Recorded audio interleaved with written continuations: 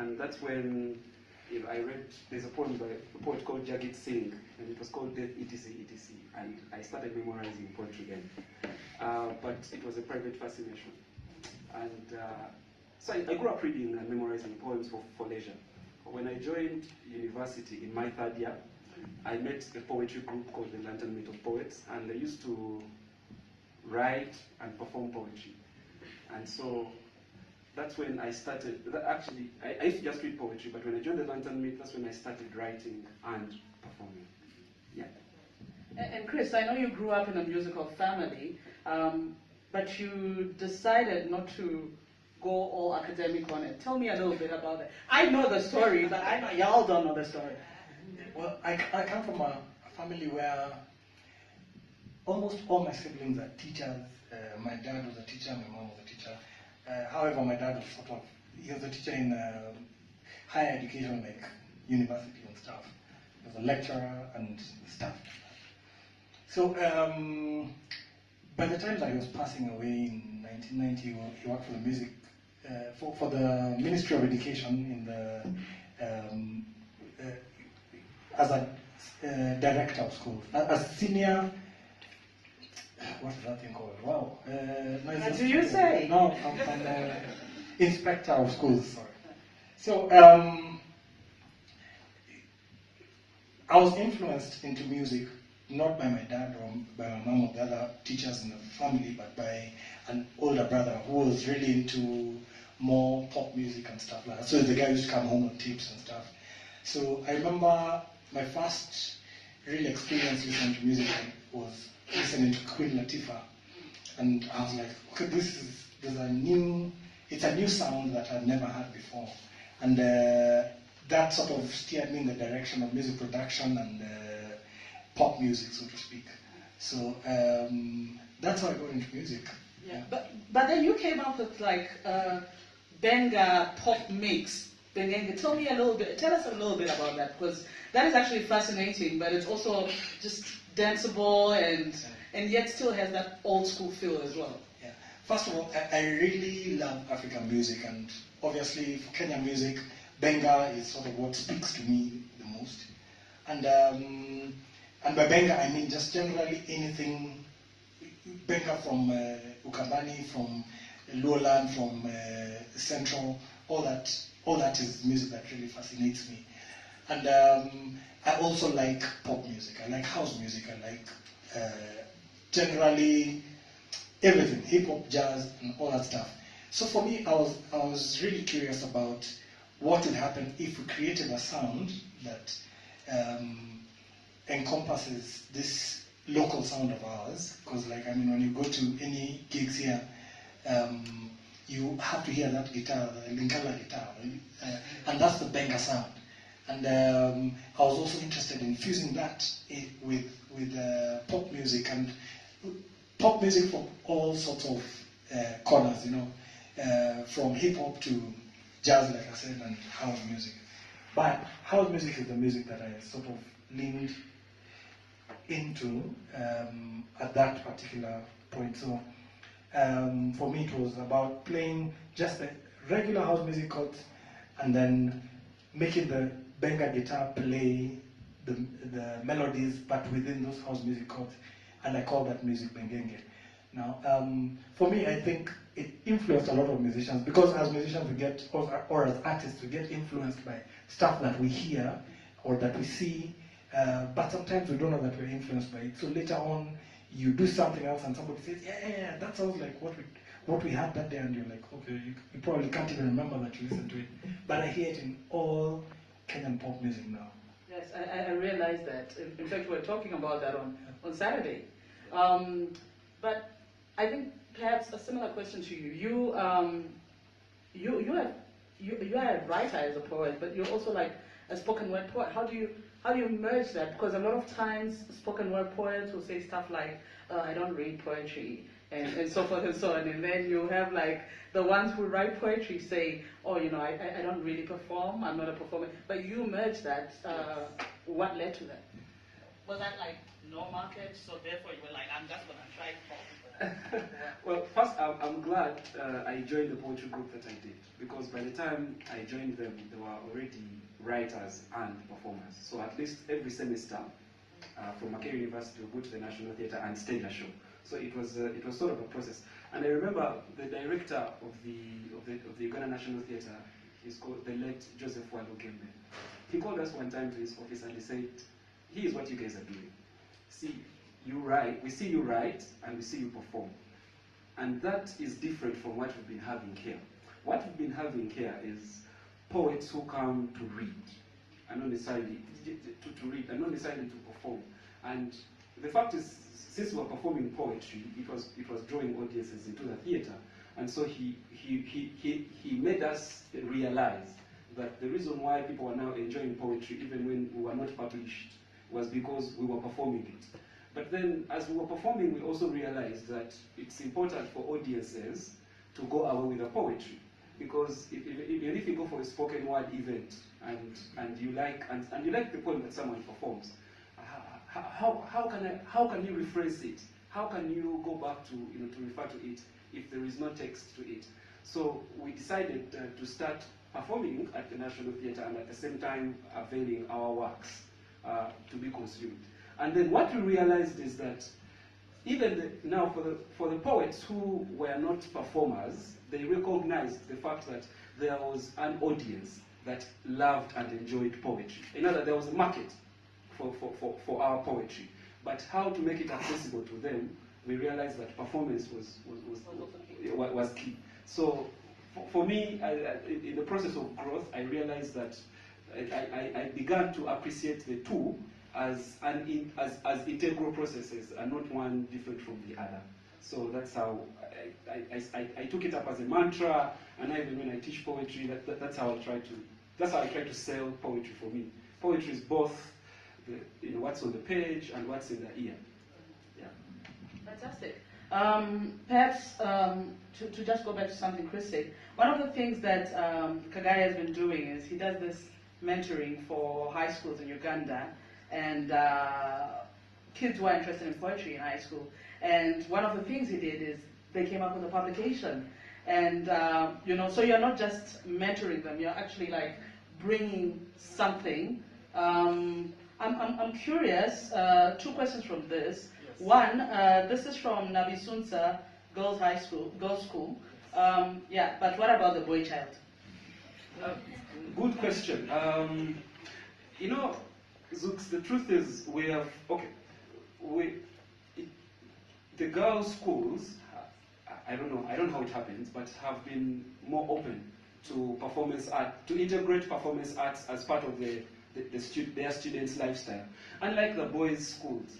And now we're actually now looking at it as a problem. Now we started talking to administrations, letting them know. Now, for example, the program that we run has 38 schools.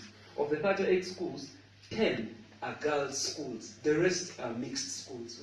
We don't have any single-sex boys, single school for boys. And it's not because we don't approach them, but it's because they're still ambivalent towards. There is this thing of sciences are more important than the arts and whatnot, and so the administrations tend to prioritize that. But one of the ways that we've come up with an idea of how we can integrate their fear.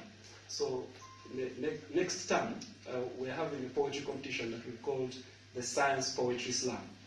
So we're expecting more schools to participate, and we've got positive feedback from almost all the administrations that we've had.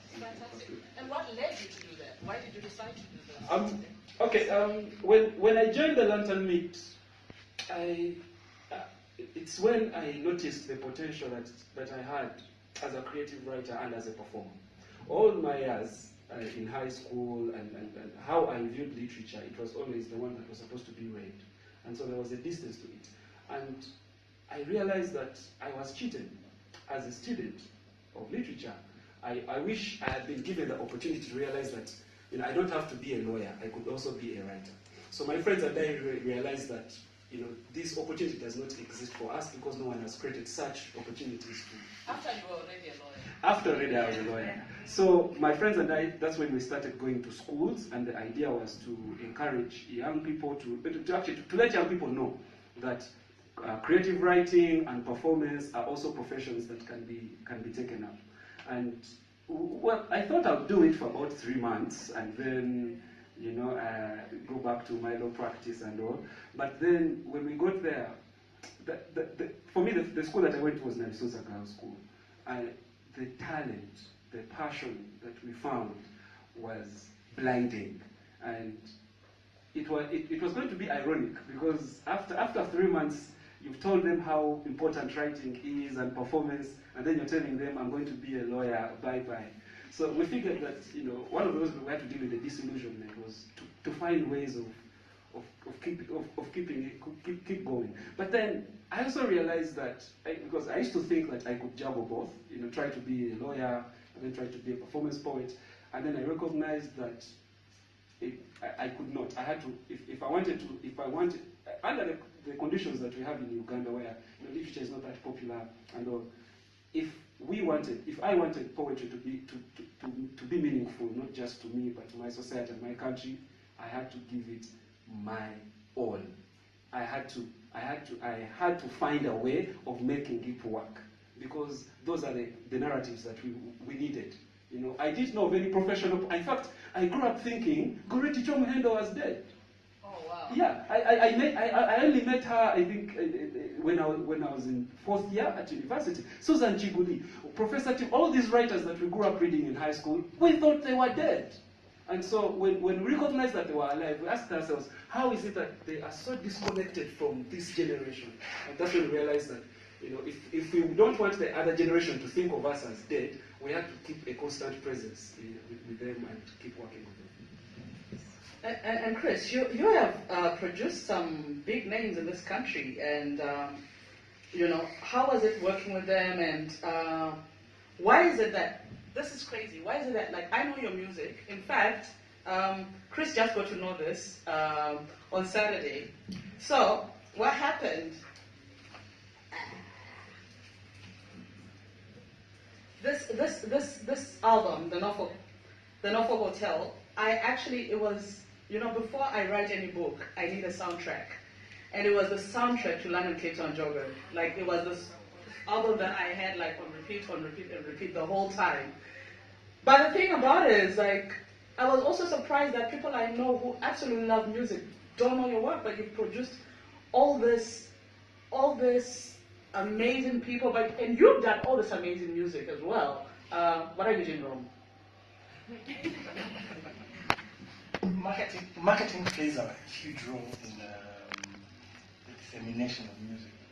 We have to figure out a way to distribute the music to make sure that it's available everywhere, and we try to put it on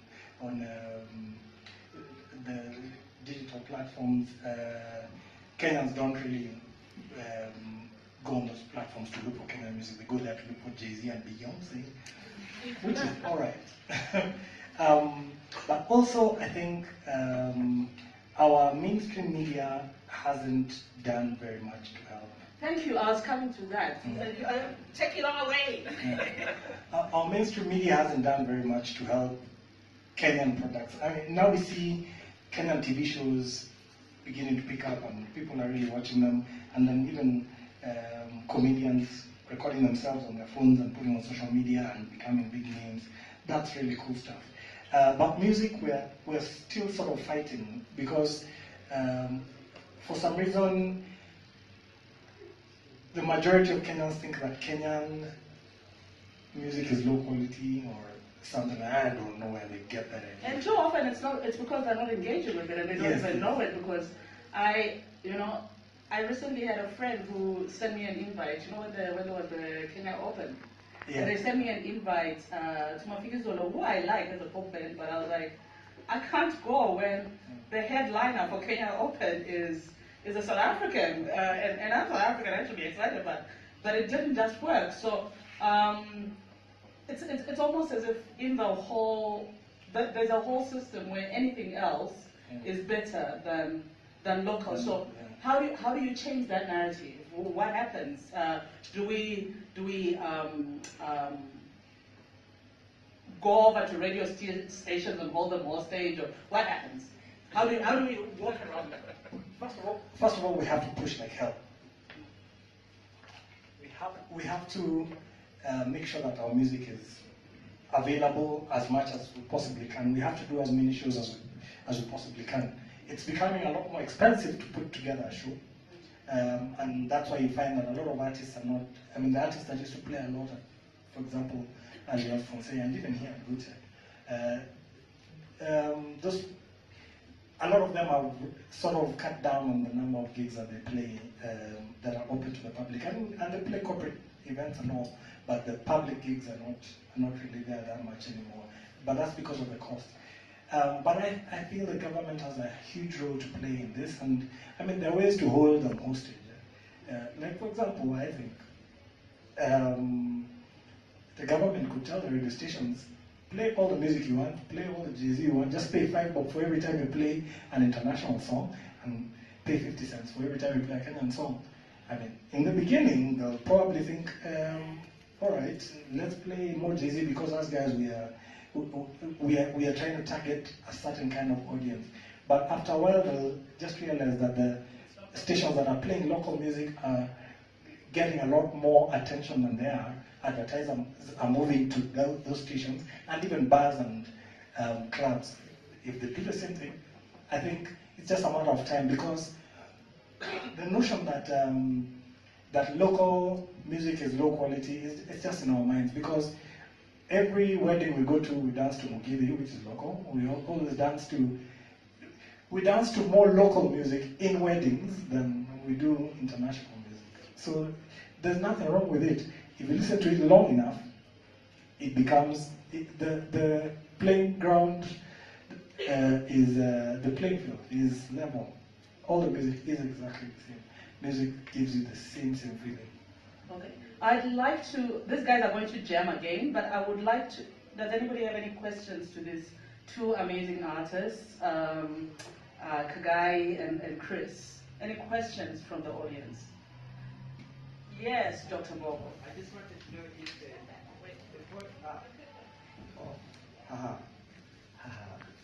I wanted to know if the poet from Uganda, if the government is not afraid of poetry.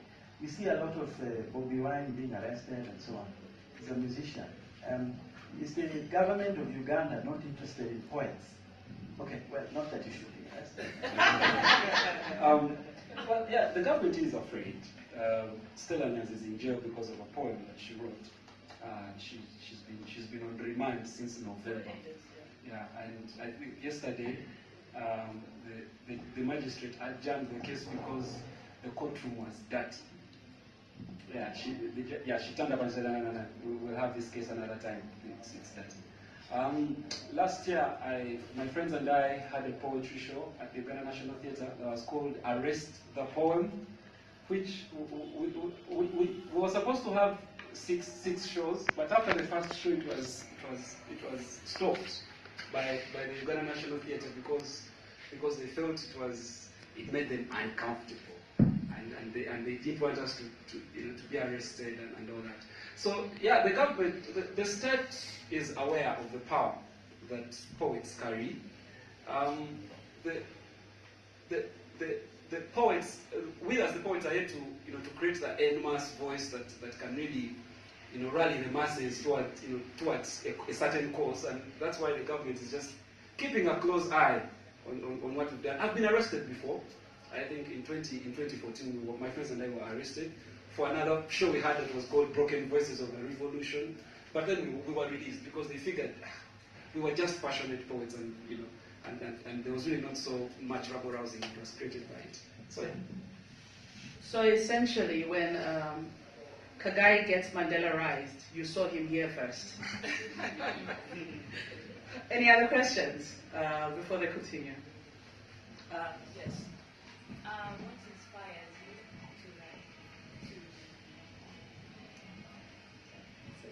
to What inspires you?